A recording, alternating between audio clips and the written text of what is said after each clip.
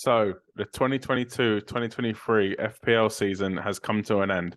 We'll be looking back at my season, a big season review with team of the season, players with the most points per start, all different player stats, and a breakdown of each individual player. Let's get into it.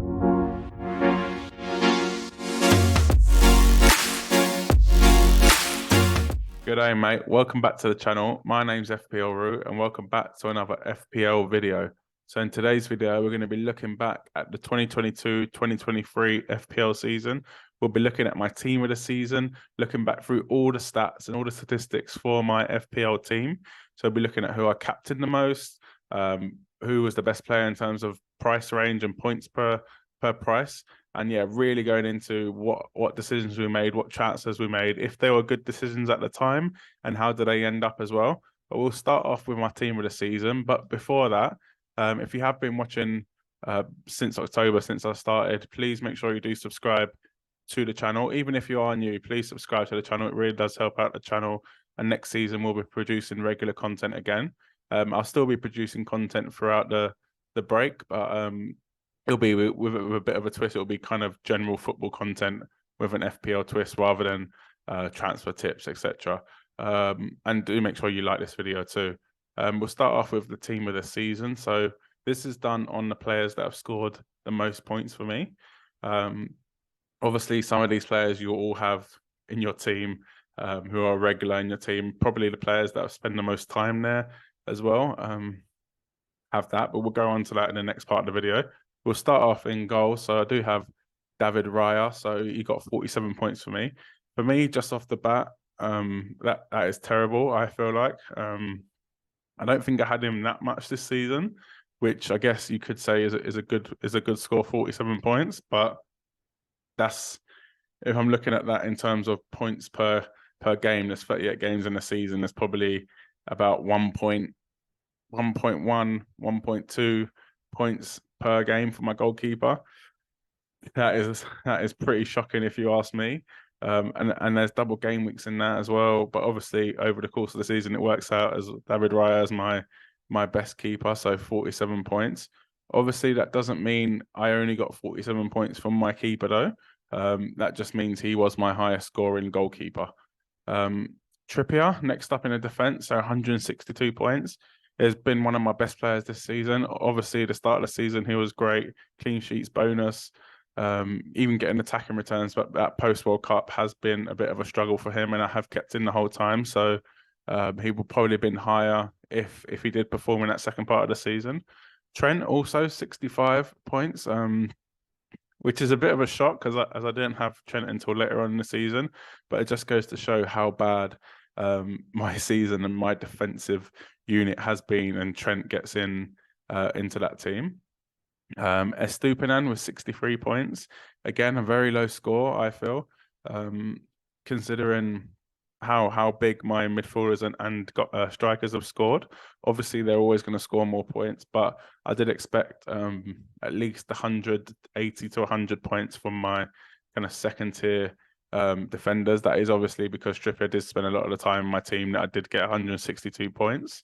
But yeah, I was expecting more. I was expecting players that I've kept a bit longer throughout the season. So I know I had a few Arsenal defenders, but I did swap between Ben White and Zinchenko. So that's probably why. But yeah, recently Alexander-Arnold and Estupinan have been great for me. Midfield, so Mo Salah, 208 points. Brilliant. I had him from the beginning. I had him most of the season, but after the World Cup, I decided not to have him, and he kind of bit me in the bum towards the later part of the season, where he kept scoring and got that couple goals in a double game week, and I did captain him 10 times too. So again, that's not always the best thing, as Haaland did do really well on the captain choice. Next to him, we've got Marcus Rashford. Again, a great player, and I probably should have owned him longer throughout the season. I did actually go for Martial instead of Rashford post World Cup, but yeah, Rashford has been great for me this season, and it's just showed he's one of my top point scorers of the season. Next to him, well, with Marcus Rashford, we'll talk about something a bit later on in the video that will kind of give this a bit more depth. But yeah, next up we've got Martinelli. Again, a player I didn't have for very long. I had him at the beginning. I had him for a good part of the season. I'd say when Arsenal started to get the tougher games, they had Spurs, Liverpool, Man United, 3 games in a row. I remember taking out most of my Arsenal boys. Again, that could be why he's not higher, because really he's been great for me. But 93 points, I was pretty shocked with that. Saka, 87 points. Again, I flip flop between Trossard, Odegaard for a little bit. But yeah, Saka and Martinelli were there from the start, so that's probably where they got their most points. And yeah, happy with their performance in my team this season. Bruno Fernandes, only brought him in probably since the wild card, so maybe about 10 weeks. And yeah, about 8 points a game, I guess you could say. So yeah, he did do okay in the end. Probably could have done better, but he did do pretty well for me towards the latter part of the season. Erling Haaland, so 20 captains I put on Haaland, and yeah, 432 points, incredible. Yeah, ridiculous for me. He's literally, yeah, everyone had him. There's not really much to say about him, but what a player. And next to him, Harry Kane, 189 points. Funny that I had probably had Kane for, I'd say, longer in the season, but we'll go on to that next, like I said. But yeah, he got less points than Salah for me. It's because I didn't captain him. So Salah had 10 captains on him and Kane only had 1. I probably should have captained Kane a lot more, and I should have captained him in game week 38 too, but I didn't. On the bench is Edison, 28. You know, when my second highest scoring keeper is 28, that you've had a bad season.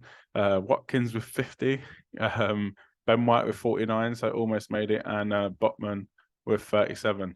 So Watkins was my third highest scoring striker this season. So I don't think I had him that long. I had him probably for about 4, 5, 6 weeks. So yeah, that's a bit of a shock to see. But next we'll move on to points per start. So it looks at the most effective players, you could say, in my team. We'll get onto that now. So these are the players that had the highest points per start in my team. So I think this is the best way of looking at things. I've just added players that have played more than 5 games, that have started more than 5 games for me, and the players above 6 points per start. So we'll start off with the lowest on the list. So Harry Kane. Again, I'm a bit shocked by this one, even though he's played 28 games for me. He's got 6.8. I thought that would be more, to be honest, but we know how consistent he has been this season. He's literally a goal a game. He scored in 28 Premier League games, and I guess that shows in the points per start. For me, yeah, captain only once. Should have probably captained him a few more times, but Haaland was just ridiculous. But yeah, he should have got my game at 38 captain. Ollie Watkins, 7.1 points per start, so only 7 in my lineup, with 2 on the bench and 50 points. So yeah, you can't really complain with your forwards get 7 points. Obviously, it's over a shorter period than Harry Kane. Harry Kane done it over a longer period, but I'm pretty happy with how Watkins fared for me in them 7 starts. Fernandes, like I said, was about 10, 11 games I had him for, 7.2, so just higher than Watkins. Did okay for me, I guess, towards the end of the season. Could have done better, but can't really complain with that one. And I've had Saka for the same amount as I've had Fernandes, which was a big shock because I feel like I've had Saka for most of the first part of the season, but obviously not. 7.9 points, so done really well for me. Ended up on 87 points for my team. Ivan Toney, only 6 starts, so a bit of a smaller sample size, but when I did play him, he did do really well. Obviously, I did captain him one of them times, so that does skew the data a little bit, so 8.3 points per game. But yeah, Toney did do well for me when I brought him in. Here's the top 3 now, so 23 starts in the lineup for Salah, and I did captain him 10 times. 9 points per game. Again, not too bad. Obviously, the price point makes a difference though. So Toney, okay, it's a smaller sample size, but Toney's much cheaper and he's getting 8.3 points per starts. Saka, Fernandes, etc. Rashford is probably the highlight of points per start. So I only had him for 6 games. and he got 9.5 points per game, which is probably the highest. It is the highest other than Haaland. Haaland, absolute freak, 13.5 points per start. That is because I always took him out when he wasn't going to play. Before the World Cup, I think he was injured. I brought in Alvarez at game week 38. He was he wasn't going to start. I brought him out, so he didn't have that chance to blank. So every time he has played 90 minutes, I've had him. Yes, I did bench him a couple of times. One of them was when he was a doubt once, and one of them was for one of the blank game weeks that City had earlier on in the season. But yeah, overall 13.5 points per start is a joke. Obviously, a captain, 20 captain in that, so that does make it a bit different in the data. But if you just compare that to Rashford with 2 captains, and he's got 9.5, it just shows how great Rashford was this season, how great he was for me and my team. And that's with not having him straight after the World Cup. Imagine if I had him for that as well, it would have been unbelievable. Next up, we'll move on to the overall player stats. We'll look at who played the most games, captains, and what difference they made when they did score points or not score points. We'll get into it now. So we'll just quickly look at a breakdown of the players that were most in my team and got the most points. So obviously Haaland played most of the games, captain 20 times, but actually his points lost me points, which is ridiculous. Just shows how much I didn't captain him when I should have captained him, and people triple captain him when I captained him. Holland actually lost me points. So yeah, a bit disappointed in that, but that was funny to see, definitely. Salah, his points did really mean a lot to me. So 58.8 points gained from Mo Salah. Again, it's a bit of a weird one. I had him at the start of the season, wasn't really performing. Then I didn't have him when he was performing at the latter part of the season. So Salah is a mixed bag for me, and he didn't perform for my game with 38 captain choice. So yeah, disappointed with that one. Another one to look at on this list is Harry Kane. So his goals, although he didn't haul a lot of the time, he only got 7-8 points, 6-7-8 points, 95 points gain from Harry Kane points. So they meant so much. His points as he was very under-owned, you could say. If Haaland wasn't in the game, then definitely Kane would have been one of the most owned players. But because of Haaland, because you're never really going to captain Kane, a lot of people decided not to go for him, but I wanted him in my team, so that's why he made such a difference for me. Another player to look at is Alvarez. So obviously only 3 times I brought him in, but he got 29 points for me, and his points did make a big difference. As you can see, 22 out of 29 points, yeah, done really well for me. Gained me rank, gained me points on my rivals, so real differential. Next, we'll move on to how my points were scored. So we'll look at clean sheets, goals, assists, etc., and look at what percentage of my points were from these avenues. Let's get into it. So the key components to look at from this grid is probably goals, clean sheets, assists, bonus, saves. We'll start off with a clean sheet. So 117 clean sheets, which is fantastic. 307 points, so 12.3% of my points were from clean sheets. That obviously counts midfielders though, so that odd point this here and there. That's why the maths doesn't add up in terms of clean sheet for a defender into points. I'd say that's pretty good. In terms of goals, 131 goals, and a total of 725 points. So my second highest avenue of points. Assists, 11.8%, 85 assists. Bonus was pretty good, 265, 12.3%. Considering bonus is maximum 3 points, but to get 12.3%, I think that's pretty good. Saves, 82 points.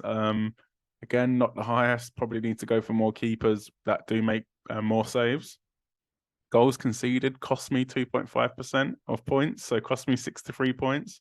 So I definitely need to look into keepers and defenders that don't concede more than 1 goal. 1 own goal, which was a little bit sad. That was Trippier on the last day of the season. A lot of yellow cards, which really shocked me. So obviously 63 in total, and then I think I got a couple of red cards as well, which was disappointing, and captains as well. Obviously double the point for the yellow card, so that's why it's on 68 points. Probably need to find some players that stop getting yellow cards, because that seems very, very high for me. One red card and one penalty miss. But overall, to have one penalty miss for the whole season, really happy with that. One red card, happy with that.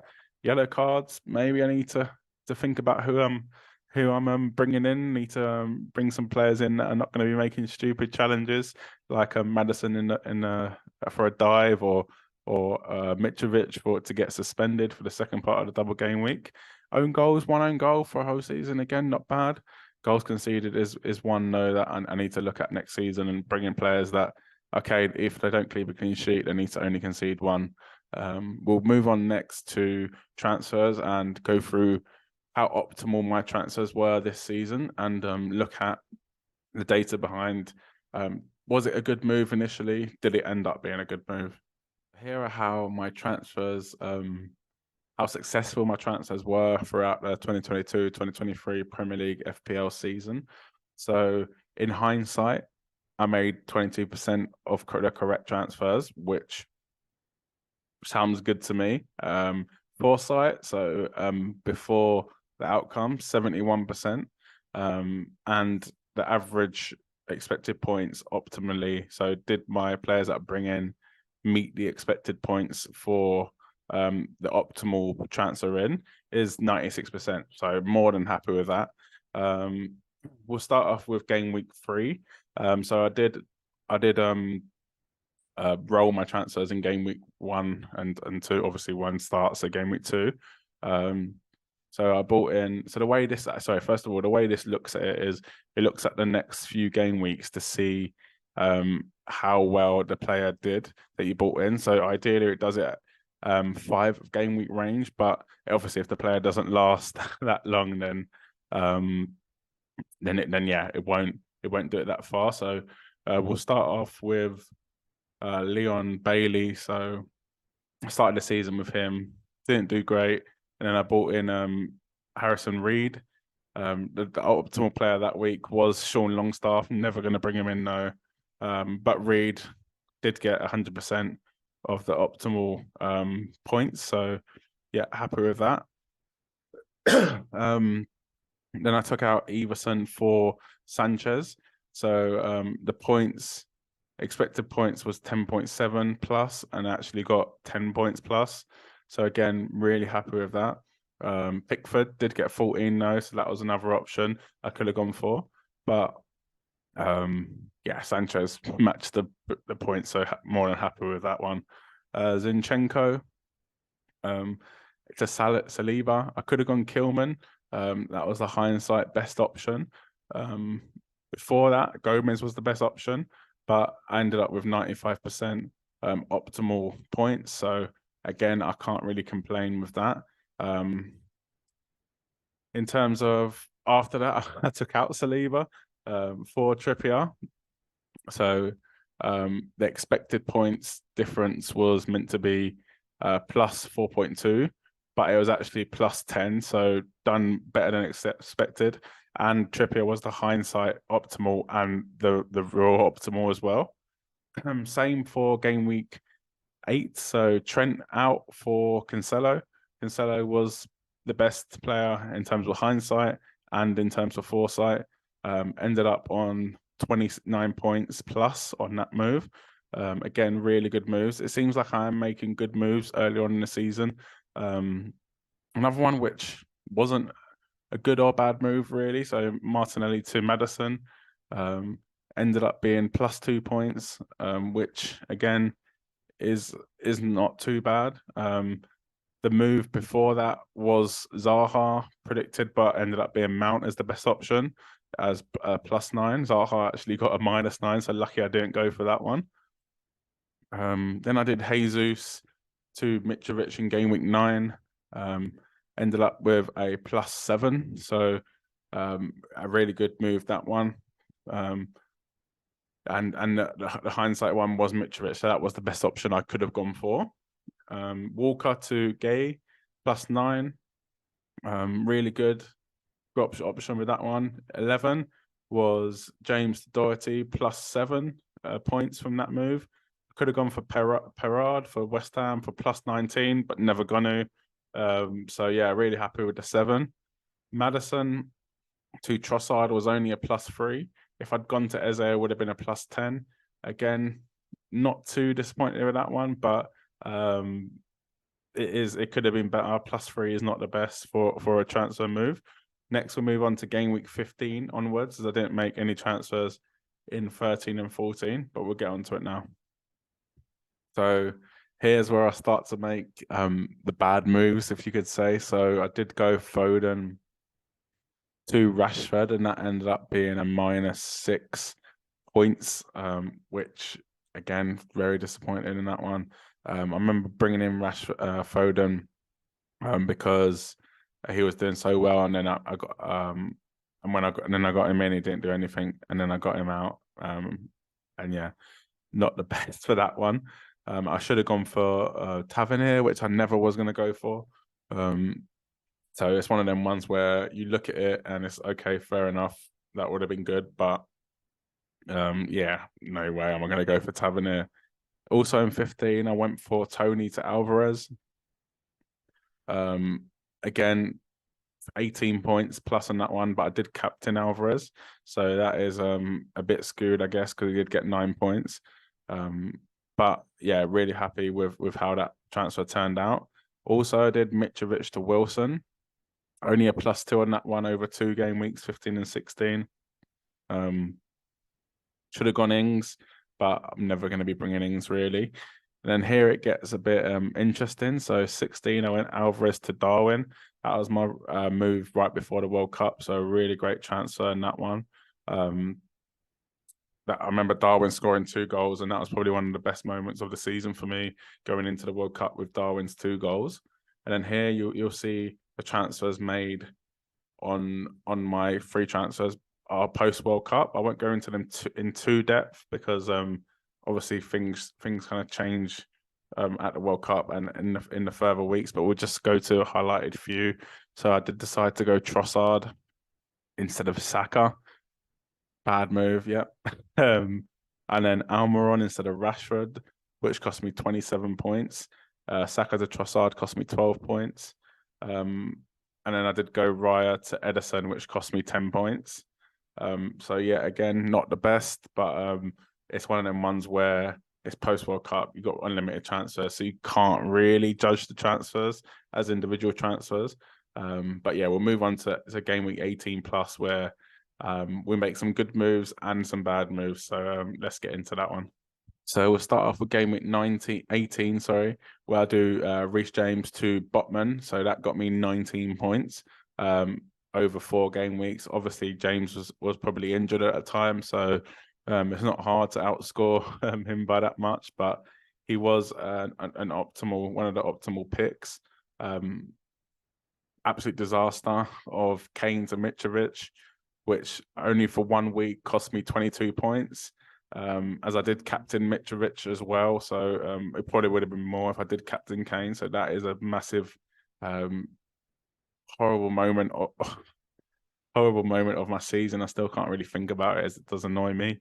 And then I did Mitrovic to Kane, which gave me 22 points. So I just lost. I just basically lost the transfer and 22 points, because if I just kept Kane, I would have got them 22 points and the original 22 points. Trossard to Rashford, unbelievable transfer. That was 70 points I got from that. And I only captained Rashford once in 6 game weeks. So that was over 6 game weeks, then points. Salah to Fernandez, 8 points that got me. Not the best, but we'll take that one. Martinelli to Saka over 6 game weeks, including a captain for Saka in that time, cost me 6 points. Yeah, not happy with that one, to be honest. definitely could have been a better player. Probably should have kept Martinelli, but yeah, it's just one of them things. Game week 23, so that one game week I gained 4 points and having Mahrez over Almiron, which was really good, and Martial to Nketiah was a great move for 3 game weeks. 13 points that gained me. Game week 25, I did make 3 transfers. So Botman to Tarkowski, 0. As Botman was blanking and Tarkowski got 0. Fernandez to Salah, but I did triple captain Salah. So that got me 33 points. And Mahrez to McNeil got me 3 points because Mahrez didn't play and McNeil got 3 points. So disappointed in them transfers, definitely. Game week 28, Haaland to Watkins. So a lot of people did this move. Over 5 game weeks, ended up being a 23 point plus point. So everyone thinking about that move? Is it worth it? It definitely was. It did get us 23 points. Next, we'll move on to game week 29 towards the end and then onto the end of the season, where we look at the final transfers. So game week 29, Zinchenko to Shaw.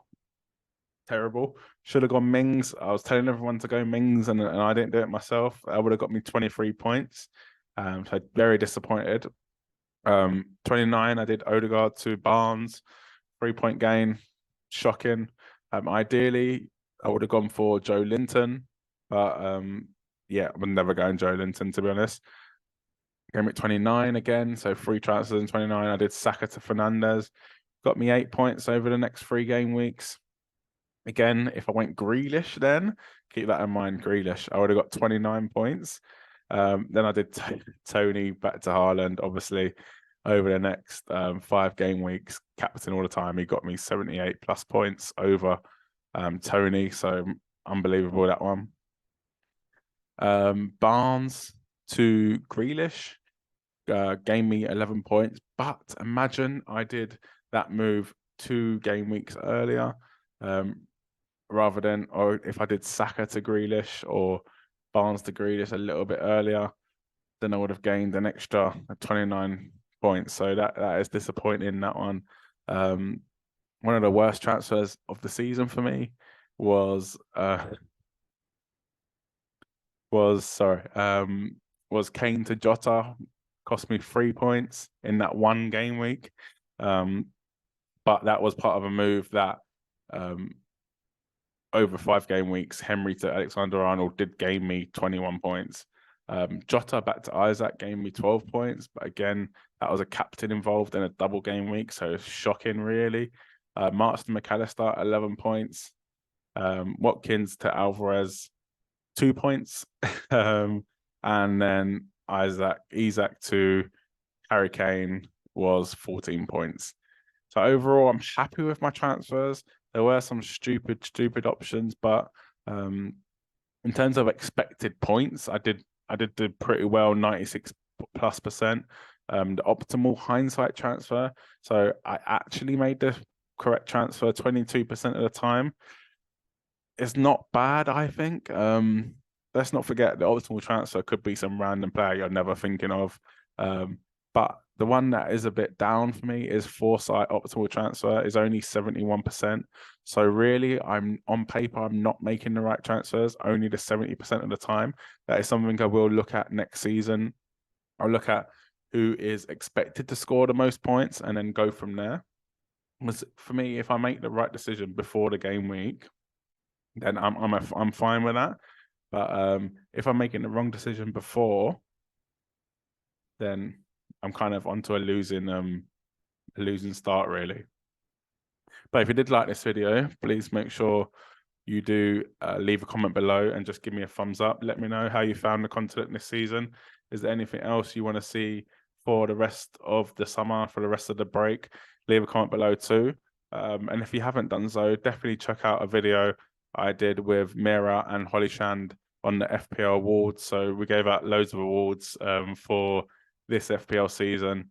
And once again, for this website is FPL Optimize. I'll leave that in my description too.